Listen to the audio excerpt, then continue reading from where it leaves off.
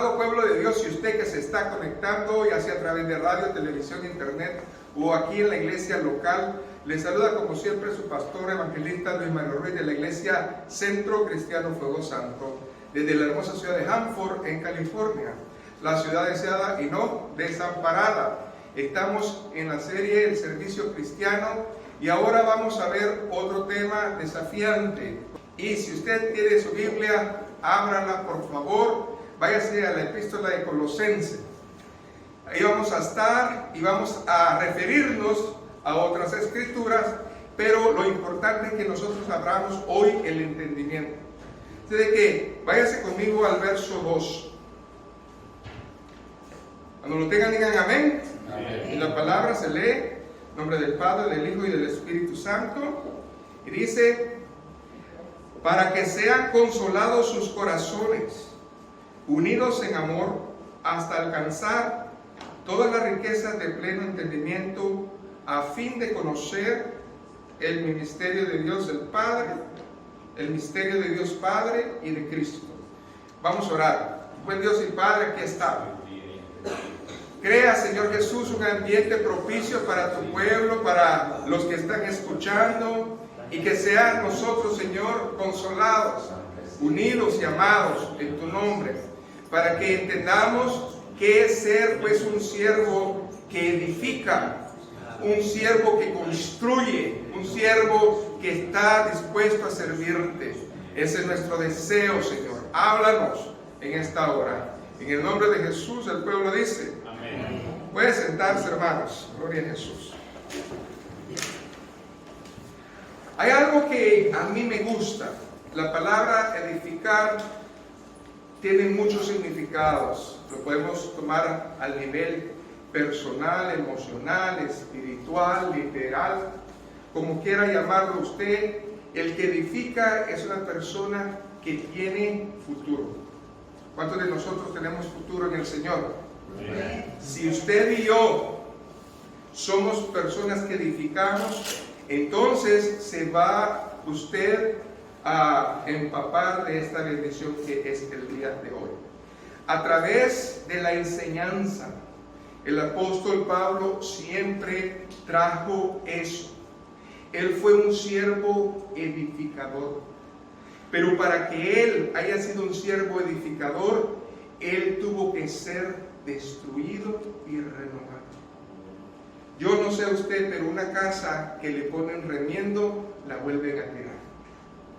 Pero algo que se destruye puede llegar a ser algo hermoso después. Y él, hermanos, estaba construido de un material religioso. Un material que estaba diseñado a la medida del hombre para alabar a Dios, pero no para alabarlo. Amén. El hombre alaba a Dios a su manera, pero Dios quiere que nosotros le alabemos a la manera de Dios. Y eso es algo muy diferente. Pero eso es lo que hoy vamos a aprender y a entender. En la carta de Colosenses, acuérdese usted que el apóstol Pablo nunca visitó ese lugar. Ese lugar estaba, hermanos, cerca de la iglesia de Éfeso. Por 3 años, como Cristo, como discípulo, él estuvo en esa ciudad predicando día a día. Y uno de los frutos, escuche bien, de esta iglesia de Éfeso fue Colosas. Ahí es donde vemos a Epafras, ahí es donde vemos nosotros a Filemón, ahí es donde vemos a varios personajes que la Biblia escucha y habla. Pero dice la palabra del Señor que Pablo estaba en sus prisiones allá atrás, cuando le llegó una necesidad. Y esta necesidad era que el pueblo estaba firme. Aunque usted esté firme, viene siempre la voz de la serpiente. Y cuando viene la voz de la serpiente, hermanos, la serpiente cuando le habló a Eva fue sutil, sagaz, supo cómo hablarle, supo cómo llegarle. Y en ese tiempo como ahora hay muchos falsos apóstoles, falsos testigos de Dios, que quieren torcer la palabra y quieren envolverlos en filosofías vanas y en cosas que no convienen. Pero estaba seguro el apóstol que los que estaban ahí habían crecido y tenían unidad. Y ahora en el capítulo número 2 recogemos algo que edifica. Y esto es lo que queremos quedarnos. Necesitamos nosotros entender la base para nosotros poder extendernos. Así de que retomen la cita original conmigo y vamos a leer del verso 2 al verso 4. Entonces, vamos a saborear la palabra. Y dice, para que sean consolados sus corazones unidos en amor. Esa es la única manera que tiene una unión verdadera. Muchos decimos que estamos unidos, pero si no hay amor, no existe nada. Entonces, ¿qué tenía Colosas? Fíjense bien, tenía la palabra, pero estaban unidos ¿en qué? En amor. Quiere decir que la iglesia, no importaba cuántos fueran, la iglesia tenía amor, porque estaba en verdad, en la verdad del amor. Y luego dice, hasta alcanzar todas las riquezas del pleno entendimiento. ¿El entendimiento de qué? De quién es Cristo. Nosotros tenemos que alcanzar a entender el entendimiento. ¿Cuál es lo que ha sido revelado a nosotros? El misterio de la piedad. Cristo se hizo hombre, habitó en nosotros, murió, resucitó y vive por siempre. Es un misterio, el misterio de la piedad. Amén. Entonces, verso 3 dice, ¿en quién? ¿En quién se da este misterio? En Cristo. Están escondidos todos los tesoros de la sabiduría y del conocimiento. En otras palabras, aquí hay un detalle. Quiero leerlo en otra versión, el verso 2. Dice, quiero que lo sepan para que cobren ánimo, permanezcan unidos con amor y tengan toda riqueza que proviene de la convicción y el entendimiento. Yo sí estoy convencido y entiendo, yo actúo. Amén. Yo no sé usted, pero si en un trabajo me enseñan y yo lo entiendo, yo lo hago. Pero si en un trabajo no me enseñan y no lo entiendo, ¿qué voy a hacer yo? No lo hago. ¿Cuántas personas que tienen años en el Evangelio ni han entendido? Amén. Ni están convencidos. Por eso no actúan como cristianos. Amén. Hay que abrir el entendimiento. Escuche bien el verso 4. Y esto lo digo para que nadie os engañe con palabras ¿qué? Persuasivas. En el tiempo de Pablo había muchas sectas, muchas religiones, y se estaba levantando una que hasta este día todavía está. Y estas son los gnósticos. ¿Quiénes son los gnósticos? Son unos religiosos que están convencidos de que sí, Jesucristo vino. Sí, Jesucristo vino como un hombre bueno, ejemplar, profeta. Y sí, fue un medio que Dios usó, pero no es Dios. Y tú tienes que entender que tú, a través de tu disciplina y a través de cosas que nosotros te enseñemos, vas a tener esa gracia que Dios está pidiendo. ¿Ese será el evangelio correcto? ¿Ese es el evangelio falso? Desmentir que Cristo es Dios es no estar en el evangelio de Dios. Y esto es lo que estaba pasando. Venían personas que se vestían bien, actuaban caritativamente, se daban golpes de pecho. A mí no me dice nada una persona que cierra sus ojos, levanta las manos y se está dando golpes de pecho. A mí no me dice nada. A Dios menos. ¿Sabe cuándo es que realmente decimos que somos cristianos? Cuando entendemos, amén, y tenemos la convicción de vivirlo, entonces actuamos. Porque hay una palabra que Dios está repitiendo. ¿Qué es lo que Dios pide? Integridad. ¿Y qué es integridad? Honestidad. Entonces, no importa que usted aquí se porte el mejor, si allá afuera, cuando nadie lo ve, es otro. Amén. Entonces, ¿qué es lo que está hablando la palabra?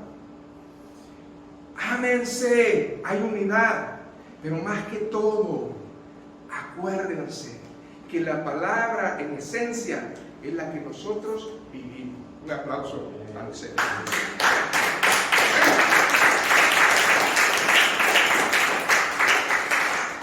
Entonces, en primer lugar, para entender qué es edificar, necesitamos vernos nosotros como líderes. Líderes. No, pastor, yo no soy líder de nada. Piense otra vez.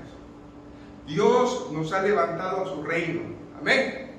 Desde el momento que usted es un siervo, es para que usted actúe. Amén. Y si Dios le pone a una alma, usted es un líder. Porque usted está a cargo de esa alma. Pero nosotros tenemos que ver cómo es que Dios nos ve en este carácter de edificar. Y para eso, en primer lugar, necesitamos pensar que somos líderes en Cristo. Y en nuestro desarrollo de estar escudriñando, ¿verdad?, este liderazgo, Dios nos ha dado un privilegio. Y vamos a ver la vida de Pablo en los padres. Déjenme le digo algo. ¿Cómo vamos a separar a Pablo? Pablo es un personaje que tiene dos liderazgos. Desde que fue niño hasta la edad de más de 30 años, amén, que era un fariseo de fariseos. Era uno de los líderes más acérrimos y más consagrados al legalismo judío cristiano. Entonces, ese es el primer líder que vemos en... ¿Cómo se llamaba el primer líder? Saulo. No se llamaba Pablo. Y el segundo líder que nosotros vamos a descubrir es cuando tiene el encuentro con el resucitado hasta que Dios se lo lleva. Y ese es Pablo. Ahora, qué importante es entender eso. Primero, encontramos a Saulo, que es de la ciudad de Tarso. ¿En qué? Sicilia. Romano. Él pertenecía por nacimiento a un imperio, ¿verdad?, que dominaba en ese tiempo el mundo. Entonces, como ciudadano romano tenía privilegios, pero también era prosélito, porque venía de la tribu de Benjamín y también era judío. No era 100%, pero su descendencia sí era. Entonces, él tenía esa convicción. Desde pequeño fue formado. Y dice que cuando fue joven tuvo la oportunidad de leer y escribir, cosa que en ese tiempo era un lujo. Entonces, eso a mí me dice que él tenía ¿qué? Recursos. Pablo no supo de escasez, porque en la familia de Pablo había recursos. Entonces, fue, dice, enseñado en la escuela de Gamaliel, uno de los prominentes, ¿verdad?, maestros de ese tiempo de la ley. Así de que él dice que se formó. Él nunca fue de una apariencia bonita. Él era bajo. Los judíos tienen una cualidad, que tienen la nariz grande porque es larga en cultura. Entonces, imagínense a un muchacho pequeño, ¿ok?, no de buen físico, ¿ok?, con nariz aguileña que le dicen, y parece ser que nadie daba nada por él, pero él fue un gigante, porque él supo tener tres cosas. La primera, dedicación. Diga, dedicación. Segundo lugar, aprendió. Diga, aprendió. Y tercer lugar, lo creyó. Muchas personas tienen esas tres cosas y son religiosas. Y saben más la Biblia que usted y yo. Y no le puede usted decir nada porque le refutan con la Biblia. Entonces, ¿dónde está el problema? Ahí está el punto. Estamos viendo un personaje que fue formado bajo la estricta, escuche bien, línea del fariseísmo. Quiere decir que el fariseo era, hermanos, el religioso de media clase. Pablo no era millonario, pero vivía bien. El saduceo era el religioso que tenía, ¿qué? Dinero. Eran los millonarios de ese tiempo. Entonces, imagínense eso. Los fariseos creían en la resurrección, mientras que los saduceos decían que no había resurrección. Entonces, Pablo fue formado en esa actitud. Fue tan obediente que llegó a subir a un nivel inimaginable. Es más, llegaba a las sinagogas y él entregaba cartas. Imagínense, él estaba representado por la ley de ese tiempo de los clérigos. Y todo lo que él sugería era tomado en cuenta. Era tremendo. Pero ¿qué pasa? Eso le bastó hasta que vamos a Hechos 9, cuando vemos algo que pasó, ¿verdad? Pero antes de eso, váyase a Hechos 26 para recordar quién era él. Váyase a Hechos capítulo 26, verso 9 al 11, y vamos a progresar en esta bendición porque el tiempo apremia.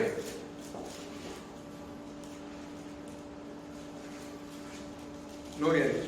Y dice la palabra: yo ciertamente había creído mi deber hacer muchas cosas contra el nombre de Jesús de Nazaret. ¿Amén? ¿Estamos ahí? ¿Qué dice ahí? ¿Se acuerdan las tres cosas que tenía Pablo? ¿Ah? Y una de esas es que había creído. Él creía que lo que estaba haciendo era lo correcto. Muchas personas piensan que están agradando a Dios y que están bien. Verso 10: lo cual también hice en Jerusalén. Yo encerré en cárceles a muchos de los santos, habiendo recibido poderes de los principales sacerdotes, y cuando los mataron yo di mi voto, porque no los mataban así nomás, hacían una votación: ¿este es digno de muerte?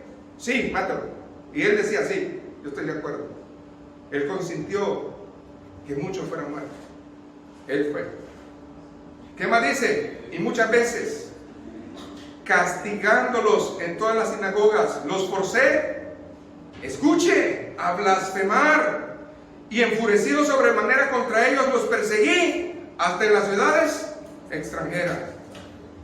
Un hombre así es un hombre que está definido. Imagínense, el enemigo también tiene muchas personas definidas que le obedecen hasta morir. Los religiosos son personas definidas que hacen lo que hacen y no hay manera de cambiarlos. Entonces, ¿qué hacer, hermano? Solamente un encuentro con Cristo. No hay otra manera de hacerlo, hermano. Yo no puedo cambiar su vida. Usted no puede cambiar mi vida. Pero yo conozco a alguien que puede cambiar tu vida, y su nombre es Jesús de Nazaret.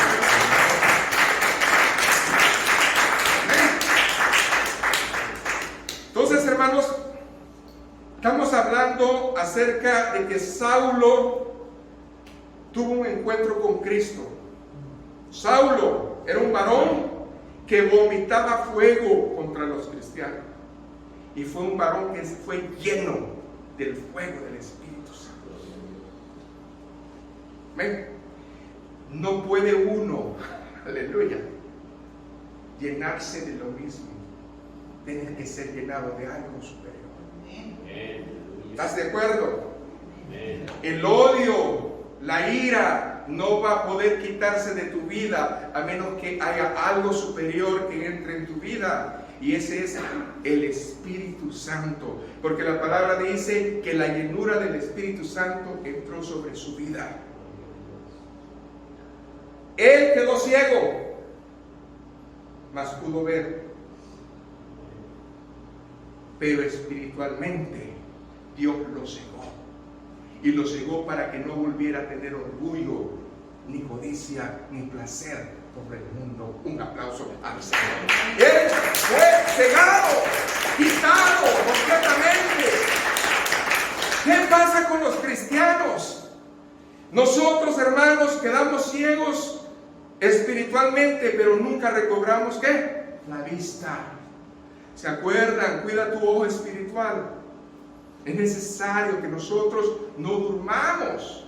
Es necesario que nosotros estemos adelante y atentos. Oh, quisiera, Señor, que algo así nos pasara a nosotros. Que venga ese rayo de luz y que penetre en nuestra vida y que nos deje ciegos los ojos espirituales para el mundo. Y que Dios los abra para Él. Eso es lo que nosotros tenemos que pedirle al Señor.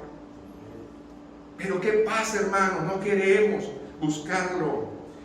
El hombre, hermanos, que ha tenido una experiencia de Dios, nunca va a depender de argumentos de alguien más.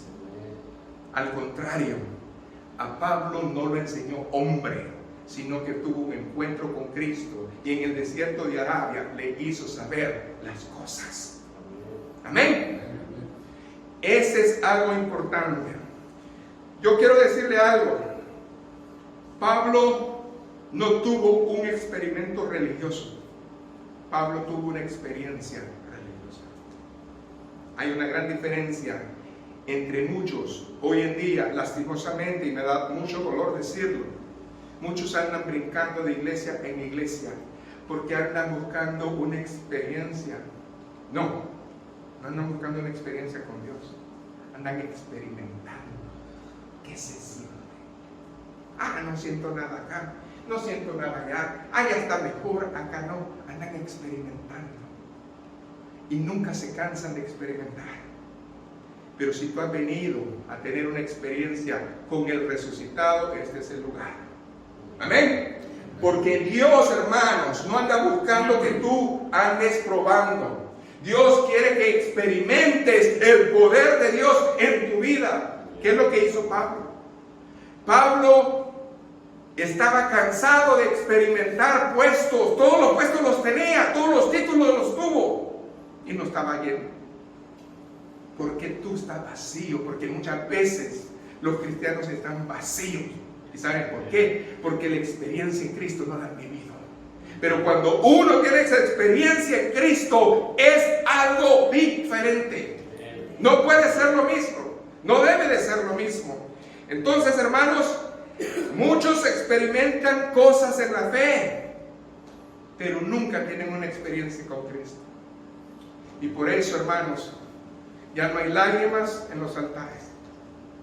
Por eso nosotros huimos orar más. Por eso nosotros, hermanos, estamos acomodados y no debe de ser así. Su encuentro con el Santo de los Santos, hermanos, no solamente fue glorioso, sino que no fue aterrorizador. Mucha gente le tiene miedo a Dios. ¿Saben por qué? Porque nosotros pintamos al Dios peor que el diablo. Hacemos que Dios sea un Dios vengativo, negativo, cuando no lo es. Si tan solo entendiéramos, dijo Cristo, Jerusalén, Jerusalén, que matas a los profetas y a los que te son enviados. ¿Cuántas veces quise traerlos como la gallina a los polluelos y no quisiste? Si tan solo tú entendieras la visitación que hoy hago en este día. Cuando Dios visita, es porque quiere tener una experiencia con nosotros. Y esa experiencia, hermanos, una vez que usted la tenga, nunca va a ser igual. Amén. Entonces, el primer principio de gloria que le voy a dar es este, hermanos. Pablo dijo, aunque recobró su vista, quedó ciego de los honores y las glorias humanas. Amén. Pablo supo entender los tiempos de Dios, y eso es lo importante.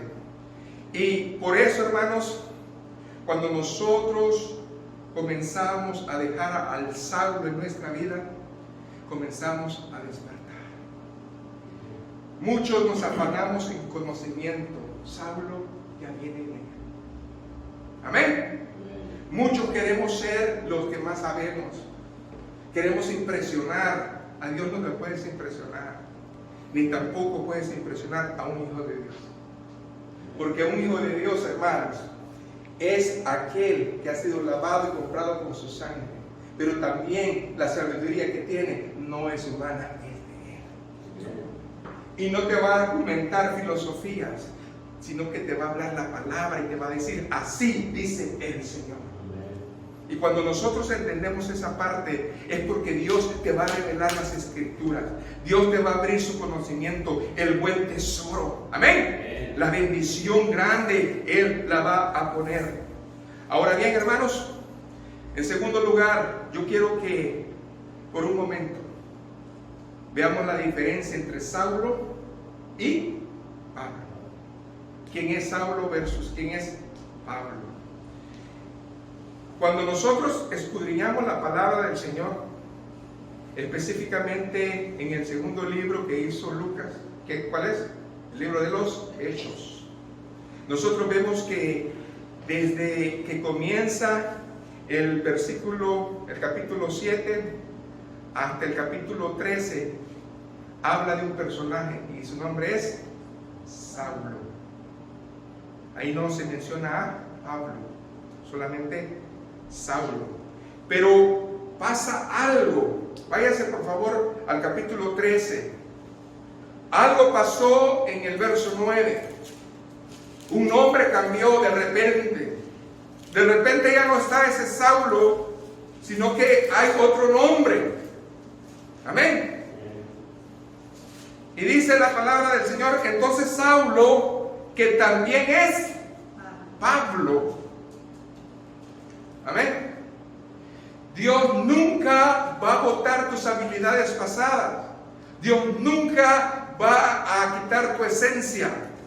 Dios lo que va a hacer es transformarla, edificarla, cambiarla para su gloria. Tú vas a seguir siendo el mismo, pero glorificado en Él. Y eso es algo muy importante que no lo entendemos. Entonces, la narración de la segunda parte de la obra de Lucas dice que el primer nombre, amén, es Saulo, pero ahora ya comienza a verse hasta el capítulo 28 la palabra ¿qué? Pablo. Pero ¿por qué cambió de nombre? ¿Cuál es el punto aquí de que cambie de nombre? Bueno, para eso necesitamos nosotros realmente escudriñar la Biblia, ¿verdad? La palabra del Señor. Acuérdese que la Biblia que estaba en esos tiempos, cuando estaba Jesucristo y los apóstolos, era la Septuaginta, lo que nosotros conocemos la Biblia de los 70. Y como tradujeron la Biblia del hebreo al griego, amén. Entonces nosotros hemos visto que los nombres tienen, ¿verdad?, mucha relación. Y cuando nosotros vemos en latín el nombre Saulus es en hebreo Saúl. ¿Sabe quién fue Saúl? ¿El primer qué? Rey de Israel. No es casualidad que a él le habían puesto ¿cómo? Saulus, Saulo. ¿Ok? Pero ¿cómo le decían a él? ¿Saulo de qué? De Tarso. Quiero que se fijen en eso, porque es muy importante cómo es que Dios comienza a abrir esta madeja. Para los hombres, ¿quién fue Saúl? Cuando la palabra lo describe, que cuando lo vio el profeta, dice que vio a lo lejos a un hombre ¿qué? Alto y hermoso. Ese era Saúl, ¿sí o no? Pero resulta que Saulo no era ni alto ni hermoso, entendiendo, porque debemos de entenderlo en el Espíritu. Entonces, no es casualidad todo esto. Amén. Entonces, ahí nosotros vemos esta situación. Y quiero refrescarles un poquito la memoria a los que saben, pero a los que no saben va a ser algo que les va a interesar. En la región que estaban viviendo era en Asia. Amén. Roma era como los Estados Unidos hoy, la gran potencia. Y para que usted tuviera un nombre romano, tenía que dividirse en 3 partes. Escuche, Saulo era de Cilicia, era romano, por lo tanto le correspondía ¿qué? Supuestamente en 3 nombres. Entonces, ¿cómo es que trabaja eso? En el antiguo, en Roma, un nombre propio se componía de lo siguiente: su nombre, el nombre de la tribu donde vivía y el apodo de la familia. Eran 3 cosas. Hoy en día, nuestro nombre se compone de 3 cosas: su nombre, el apellido del padre y el apellido de la madre. Pero antes no era así. Antes era el nombre, ¿ok?, el lugar donde usted vivía, ¿ok?, y el apodo de la familia. Entonces, cuando nosotros vemos en la escritura, dice Saulo y luego dice Tarso. Amén. La Biblia no dice el apodo de la familia, probablemente porque tenía mucho prestigio, pero se acostumbraba en esos tiempos en que esa era la manera como las personas se conocían. Amén. ¿Sí sabían eso? Y si no, ya lo saben. Pero fíjense bien, cuando nosotros escudriñamos la palabra del Señor y nos vamos a las epístolas, que son las epístolas, son las enseñanzas que contienen nuestra doctrina para la iglesia. Pablo no usa los 3 nombres, simplemente hace la conmutación literaria y cambia de Saulus a Paulus. ¿Okay? Y eso es algo interesante. Saulo a Pablo, no pone nada más. Pero cuando nosotros investigamos más, escudriñamos más, no sé si usted sepa cuál es el significado de la palabra Pablo. Y el significado de la palabra Pablo es pequeño. ¿Sabía usted eso? Pequeño. Fíjense bien, los 2 apóstoles más grandes que menciona la Biblia hablan acerca de que Pedro es Petrus, piedra pequeña, y Pablo es pequeño. Al se puede. Saulo, que es el grande, el hermoso en conocimiento, pero Pablo, que es el pequeño. Solamente al oír el nombre estamos viendo un cambio grande para el Señor. Quiero que no se me pierda en esto, hermano. La Biblia no pone las cosas por ponerlas. La Biblia está llena de simbolismos, señales que nosotros tenemos que aprender. Amén. Y por eso la palabra del Señor es tan importante. Amén. Para eso. Así de que cuando nosotros vemos que la verdad es que la Biblia nunca nos dio el nombre exacto de Pablo ni de Saulo. Yo no lo he encontrado en la Biblia todavía. ¿Cómo se llamaba realmente Saulo? Saulo de Tarso. Yo no sé la forma. Pero cuando vino a Cristo, Él renunció a la manera en como Roma llamaba a sus hijos. Escuche bien, Él renunció al nombre grande y se puso el nombre Pablo. ¿Quién le puso Pablo? No sé si fue Él o Dios. Lo que sí sé es que el nombre tiene un significado importante. Pero ahora nosotros vemos que Él ya no es Pablo de Tarso o Pablo el fariseo. Simplemente Pablo. Y el que conocía el nombre de él, decían, este es el pequeño, a lo mejor se relacionaba con la altura.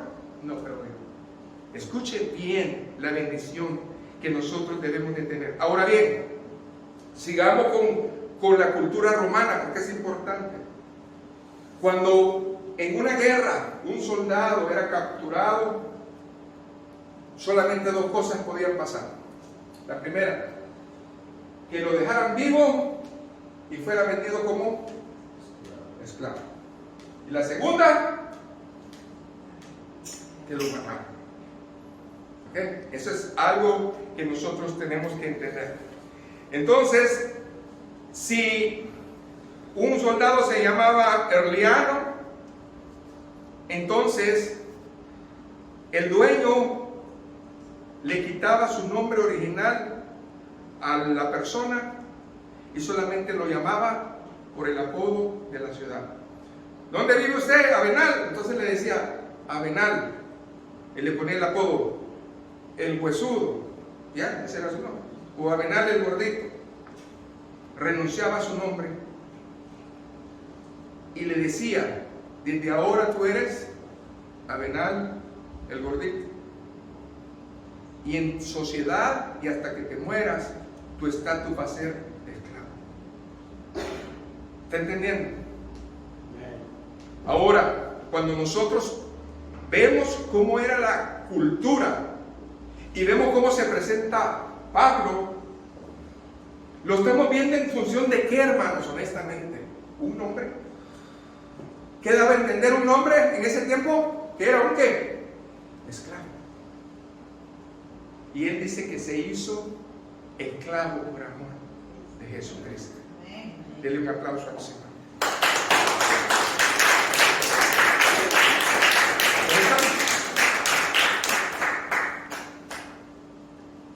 Ella no estaba en su espíritu de Saulo, porque él hubiera dicho, dime maestro rabí, ¿okay? Porque así le llamaba. Él era más que maestro y más que rabí, no. Él dijo, no me llames ni mi nombre original, llámame Pablo el pequeño. Y luego se puso el apodo, Pablo de Cristo. Hoy en día los cristianos usamos ese nombre bien fácil. ¿Quién eres tú? Ah, yo soy cristiano. ¿Sabes qué le está diciendo a Dios? Que realmente eres su esclavo. Que tú no te mandas, Él te manda. Que no le perteneces, sino que Él es tu dueño. Él te pertenece y Él ha ganado propiedad de tu vida. ¿Y saben qué? No solamente eso hizo Pablo. No solamente se sobajó, sino que dice que todo lo que él tenía lo dio, ¿por qué? Por basura, por el conocimiento de Dios.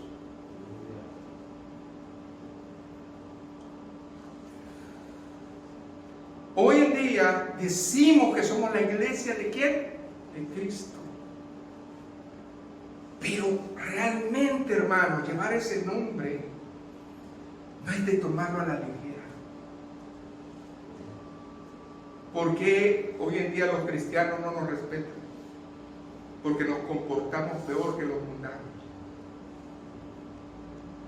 Colosenses era un pueblo que le decía, si ustedes realmente son unidos es porque hay detrás. Amén. Pueden haber 20 iglesias en una ciudad y ni están unidas, ni mucho menos están en amor. ¿Por qué? Porque los líderes no les enseñan eso. Como vino mi hermano hoy, lo tratamos diferente. Si es de Cristo, es mi hermano, un aplauso al Señor.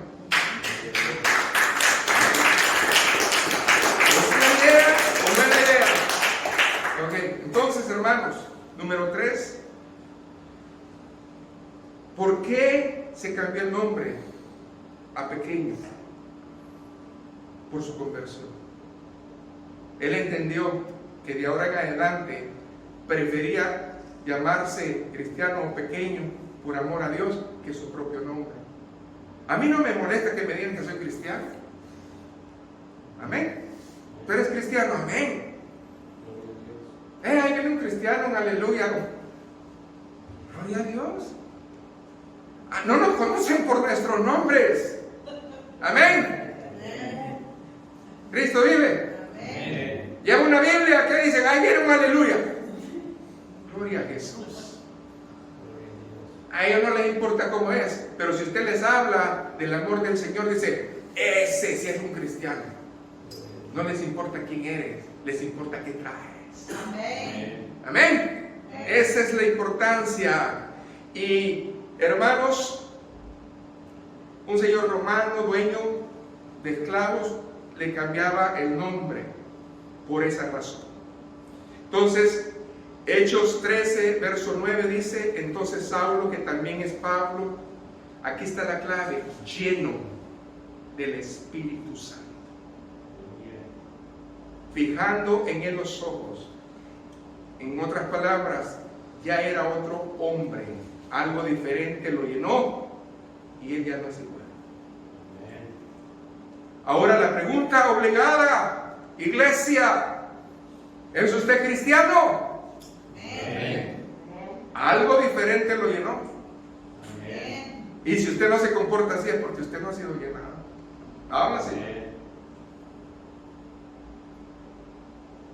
Porque Pablo ya no fue Saulo. La Biblia no menciona más que a él le decían eso.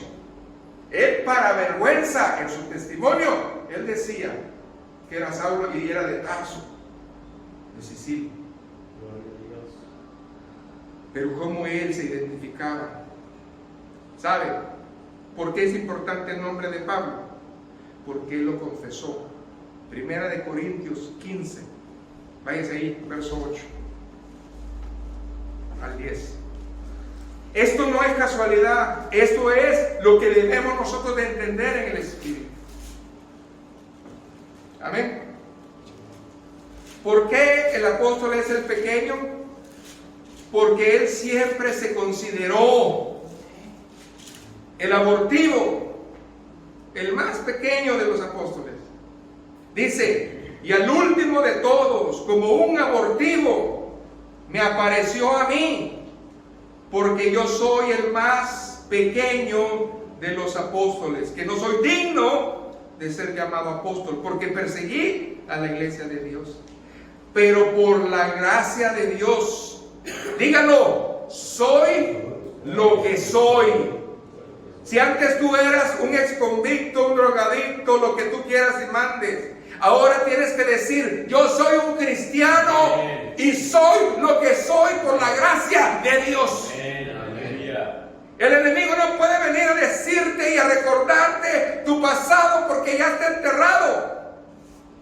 Ahora eres nueva criatura, porque has sido llenado con el Espíritu Santo y hay algo diferente en ti.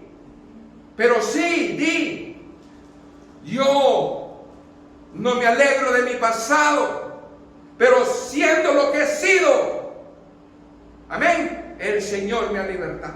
Amén. Amén. Pero por la gracia de Dios soy lo que soy, y su gracia no ha sido en vana para conmigo. Antes, ahí está un siervo por amor, un siervo agradecido. Amén. He trabajado más que todos ellos, pero no yo, sino la gracia de Dios conmigo. Y luego en otro lugar, 1 Corintios 1:27 dice, Dios ha escogido lo débil del mundo, ¿sí?, para confundir a lo fuerte, las cosas que no son para hacerlas las que son. Muchas veces a nosotros nos han puesto peor que nada, pero de ahí, de esa nada, Dios hizo algo grande, algo hermoso, y eso es lo que somos hoy para Él. Y eso es lo que nosotros debemos de entender. Por eso él se sentía esclavo de Cristo. Él no se sentía, hermanos, un Saulo. Él se sentía el pequeño. Amén. Y porque él era agradecido, trabajó más que todos. Y eso es lo importante. Pablo, esclavo, ahora se pone ese nombre.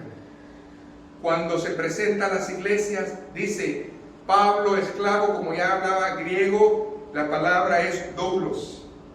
Doulos es esclavo de Jesucristo, llamado a ser apóstol. Aleluya.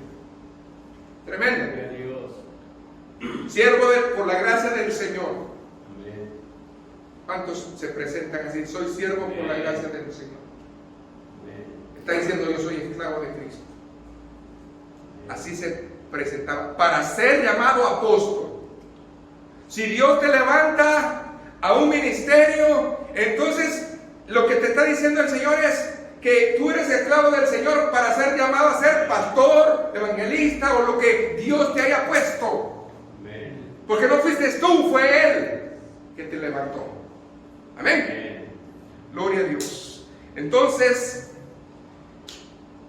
eso es lo importante. El llamado que Dios le hizo no fue un llamado ligero. Se oyó ligero, pero fue profundo. Qué importante. Cristo a sus 12 discípulos solamente les dijo el nombre y ven. Esto es lo que les dijo.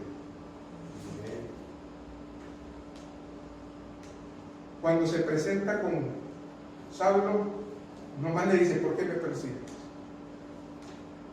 Es duro dar cosas con el reino. Y cuando estuvo en la intimidad en el desierto de Arabia, ¿qué cosas no le habían dicho? Amén. Qué interesante todo esto. Yo me gozo, yo no sé usted, pero yo me gozo en ver la bendición. En el momento que le da el llamado, deja de ser el Saulo, el libre. Porque los fariseos se sentían en el cielo, hermano. Ellos se sentían libres. Libres de todo pecado. Ellos no tenían pecado. Saulo era libre, el que estaba purificado por dentro y por fuera, pero ahora ese se hace esclavo. Se hace esclavo por amor. Eso es lindo, hermano. Porque Él dijo que ahora Él vive en mí.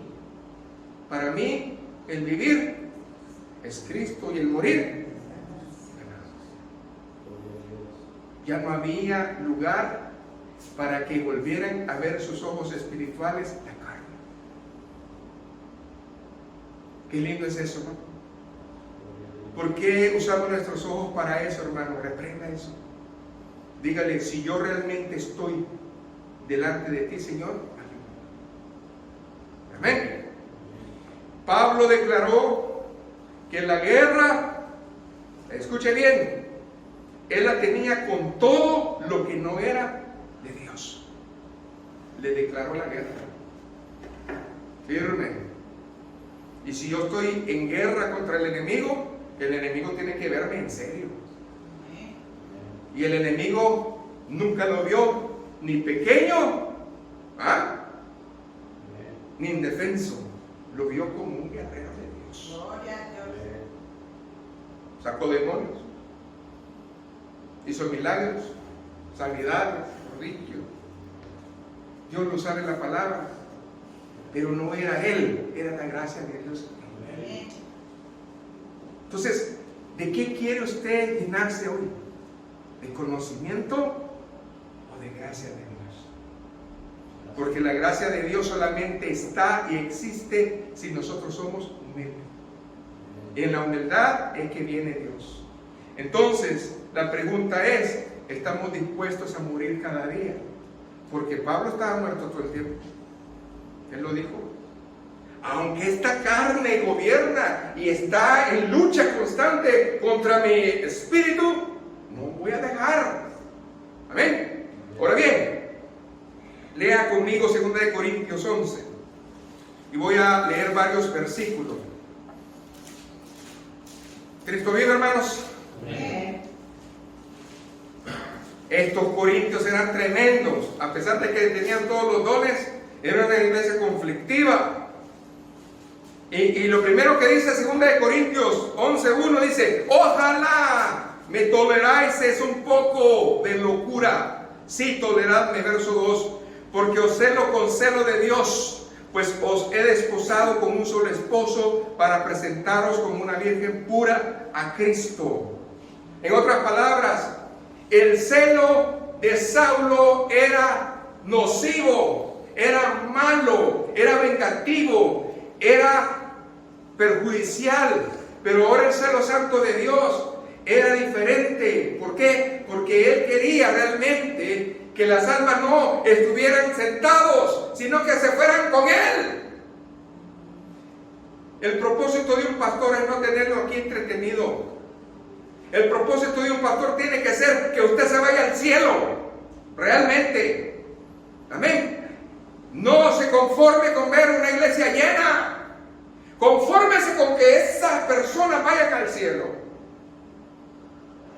Muchas personas tienen el concepto erróneo. ¡Ay, Dios me usa y tengo la iglesia más grande! Discúlpame, ¿de qué? Porque si todos están listos para irse con el Señor, ¡aleluya! Pero si no, pídele a Dios misericordia, porque vas a dar cuenta. ¿Ven? ¿Qué es el propósito? Ese es el propósito. Verso 5: y pienso que en nada he sido inferior a aquellos grandes apóstoles, pues aunque sea tosco en palabra, no lo soy en el conocimiento, y en todo y por todo os lo he demostrado. Verso 18: puesto que muchos se glorían según la carne, yo también me puedo gloriar, porque de buena gana toleráis a los necios, siendo vosotros ¿qué? Cuerdos. Pues toleráis si alguno os esclaviza, y si alguno os devora, y si alguno toma lo vuestro, y si alguno se enaltece, y si alguno os da de bofetadas. Ay, Jesús, cómo nos encanta dejarnos mangonear por el enemigo. Bien que nos usan, pero sujetarnos a la palabra, a Dios, nada. Y aquí dice la palabra: ustedes son bien cuerdos, pero parece ser que les encanta que les estén dando bofetadas. ¿Y qué es eso? Nuestro testimonio sucio, pues. Eso es todo. ¿Qué más dice ahí la palabra de Dios? Para vergüenza lo digo. Verso 21. Para eso fuimos demasiado débiles. Pero en lo que otro tenga osadía, hablo con locura, también yo tengo osadía. Son hebreos, yo también. Son israelitas, yo también. Son descendientes de Abraham, también yo. Son ministros de Cristo, como si estuviera loco hablo. Yo más. En trabajos, en azotes, en cárceles, en peligro de muerte. De los judíos 5 veces he recibido 40 azotes menos 1. 3 veces he sido azotado con varas. 1 vez apedreado, 3 veces he padecido naufragio, 1 noche y 1 día. He estado como náufrago en alta mar. En camino muchas veces, en peligro de río, ladrones, peligros de mi nación, peligro de los gentiles, peligros en la ciudad, peligros en el desierto, peligros en el mar, peligros entre falsos hermanos, en trabajo y fatiga, en muchos desvelos, en hambre y en sed, en ayunos, en frío, en desnudez. Y además de otras cosas, lo que sobre mí se acalopa cada día, la preocupación por todas las iglesias. ¿Quién enferma? ¿Y yo no enfermo? ¿A quién se le hace tropezar y yo no me indigno? Si es necesario gloriarse, me gloriaré en lo que es mi debilidad. El Dios y Padre de nuestro Señor Jesucristo, quien es bendito por los siglos, sabe. Ay, ya porque usted tiene un ministerio o hace algo para Dios, ya se siente pavo real. El día que tú y yo vivamos lo que este varón vivió, hablemos. Es duro. Tercer lugar, yo quiero ver a Pablo como un edificador. Amén. Pablo se enfocó en edificar a los creyentes. Váyase a Efesios 4, del 12 al 16. Yo quiero que usted le penetre esa palabra. Aleluya. Efesios 4, del 12 al 16. El que edifica se preocupa que la gente crezca, no que se quede igual. Y dice, a fin de perfeccionar a los santos para la obra del ministerio, para la edificación del cuerpo de Cristo, hasta que todos, ahí no dice unos, hasta que todos lleguemos a la unidad de la fe, del conocimiento del Hijo de Dios, a un varón perfecto, a la medida de la estatura de la plenitud de Cristo. Para que ya no seamos, ¿qué? Niños fluctuantes, llevados por doquiera de todo viento de doctrina, por estratagema de hombre, que para engañar emplean con astucia las artimañas del error. Sino que siendo en verdad, en amor, crezcamos en todo en aquel que es la cabeza, eso es Cristo. De quien todo el cuerpo, usted y yo, bien concentrado y unido, entre sí por todas las coyunturas, se ayuda mutuamente según la actividad propia de cada miembro, porque va a recibir su crecimiento para ir y edificarse en amor. Ahora bien, Pablo no solamente hizo eso. Pablo usó una de las lecciones más hermosas que hay en la Biblia, porque él hizo una metáfora. Y yo quiero que usted y yo la compartamos hoy. Y esa metáfora es que él se pone como una nodriza. Él se pone como un padre. Porque de esa manera los amó. Y es interesante el amor que tenía él por la obra. Amén. Entonces, la palabra Pablo está en el Nuevo Testamento 139 veces. Escuche bien.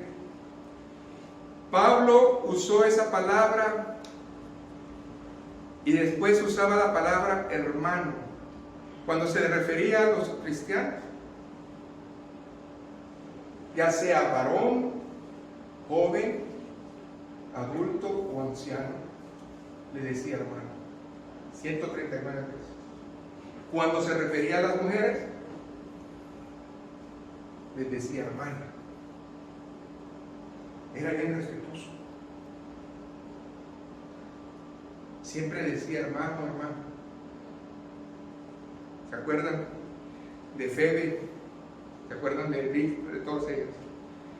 Refería eso, de Febe, de Apia, de todos ellos. Él no era liviano en sus palabras. Ahora bien, él comienza a experimentar eso. Primera de Tesalonicenses, váyase, capítulo 2, del verso 7 al 12, vamos a descubrir la metáfora de Pablo.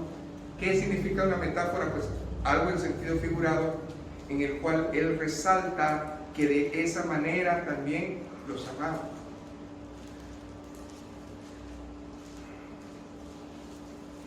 ¿Sabía usted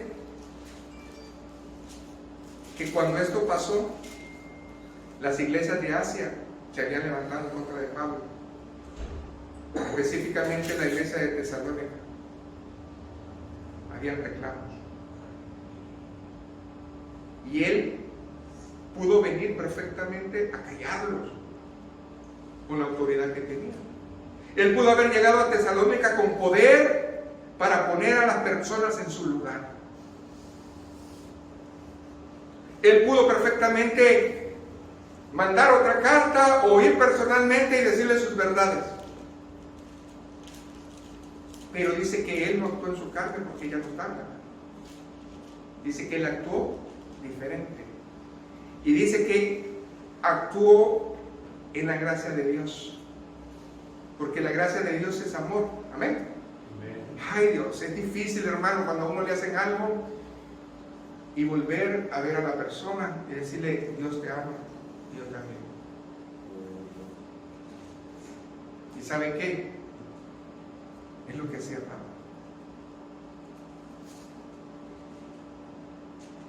Escudriñe la palabra, hermano, y se va a dar cuenta de la situación grave que se encontraba el apóstol, porque muchos falsos apóstoles se habían levantado en contra de él y el pueblo lo creía. Entonces, él empezó a hablarles en una metáfora de dos tiempos. Vaya conmigo al verso 7. Primera de Tesalonicenses 2, 7 al 10. Antes fuimos tiernos entre vosotros, como la nodriza que cuida con ternura a sus propios hijos. Cuando uno tiene hijos espirituales pequeños, hermanos, los recién convertidos, se han de acordar de mí las maestras de escuela dominical cuando tienen niños chiquitos, andan de aquí para allá, no se quedan quietos. A Pablo le tocó comenzar iglesias de cero con puros niños espirituales. Y les dijo a los tesalonicenses, ¿no se acuerdan? ¿Cómo los perdí cuando comenzaron? Ya no se acuerdan porque ahora ya son maduros espirituales. Ya no soportan. Ese celo santo de Dios se volvió celo ¿qué? Religioso. Hay que tener cuidado. ¿Qué más dice ahí? Tan grande es nuestro afecto por vosotros que hubiéramos querido entregaros no solo el evangelio de Dios, sino también nuestra propia vida. ¿Qué hace una madre? Mucha madre se quita el bocado porque el niño todavía tenía hambre. Ándale, pues, tengo hambre, cómetelo tú. ¿Sí o no? Así el amor que Dios le dio. Y dice, porque habéis llegado a ser muy queridos, porque os acordáis, hermanos, de nuestro trabajo y fatiga, como trabajando de noche y de día, para no ser gravosos a ninguno de vosotros, os predicamos el evangelio de Dios. Usted no se acuerda, pero yo le voy a recordar que en ese tiempo él hacía carpas. Él estaba en la iglesia de día y trabajaba de noche, porque nadie lo mantenía. Es duro, hermano. Cuando hay ministros que están por amor, hermanos, duro. Y él, yo no era gravoso de eso. Entonces, había una pareja que se llamaba Aquila y Priscila, que eran dueños de ese negocio y le daban trabajo a Pablo, y él se sustentaba. Pero Dios se movía su corazón y le mandaban de vez en cuando las ofrendas. ¿De dónde? Aleluya. De los filipenses, ¿verdad? Que ellos que no tenían, daban aún de sus fuerzas. Esa iglesia de Tesalonicenses tenía dinero, claro que tenía dinero, pero no ayudaban.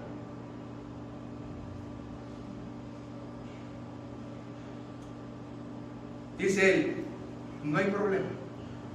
Yo no vengo por dinero, yo vengo porque los amo. Amén. ¿Y qué más dice? Vosotros sois testigos, y Dios también, de cuánta santa, justa e irreprensiblemente nos comportamos con vosotros los creyentes. Como una madre te traté. Ahora viene la segunda, como un padre. Verso 11 y 12. Así como también sabéis de qué modo, como el padre a sus hijos, exhortábamos y consolábamos a cada uno de vosotros. Y os encargábamos que anduvieses como es digno de Dios, que os llamó a su reino. Muchos cristianos no se dejan exhortar, hermano.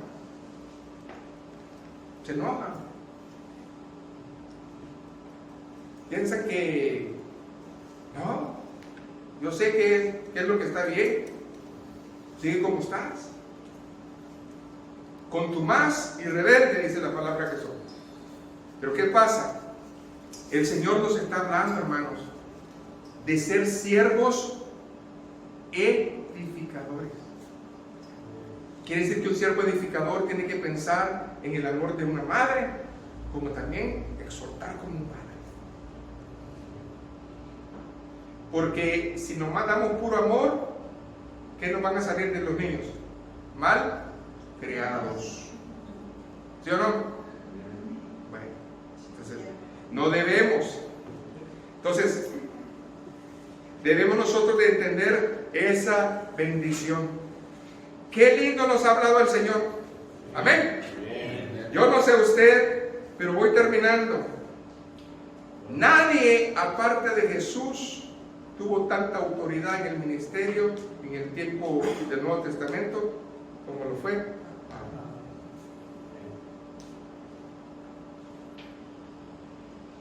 Pedro fue tremendo, amoroso, bello, pero el abortivo, el pequeño, entendió que él fue un esclavo para mí. No hay excusa, hermano, hermana. Usted y yo somos líderes en Cristo. El problema es, ¿qué vamos a hacer? Muchos nos hemos quedado como Saúl, el rey Saúl. Ni siquiera quiere pelear sus batallas. Háblase. Pastor, ore por mí. ¿Otra vez? ¿Otra vez que quiere por usted? ¿Y usted que no ora o qué? No se trata de que yo no quiera. No lo quiero hacer un hándicap. ¿Qué se dice hándicap? Un minusválido espiritual. Si después de que usted se mete con Dios y guerrea, deme la mano y oramos juntos. Aquí estoy. Pero, hermanos, denle gloria al Señor. Yo solamente le pido a la iglesia una cosa. El más necesitado de una iglesia es el pastor. No es usted, es el pastor. Porque todos los ojos están encima de él, viéndonos. Amén. Pablo lo entendió y lo supo. Entonces, hermano, acuérdese también que yo también soy humano y que yo necesito de usted. Amén. Levante la mano el quien ha recibido una llamada del pastor pidiendo oración. Hermano, ¿cuántas manos mías? Amén. Es duro, hermanos. Yo dependo de Él como dependo de ustedes. Y ustedes aprenden a hacer lo mismo. Amén. Y otra cosa más importante, hermanos. Filipenses 3:4. ¿Qué dice esa palabra, hermanos?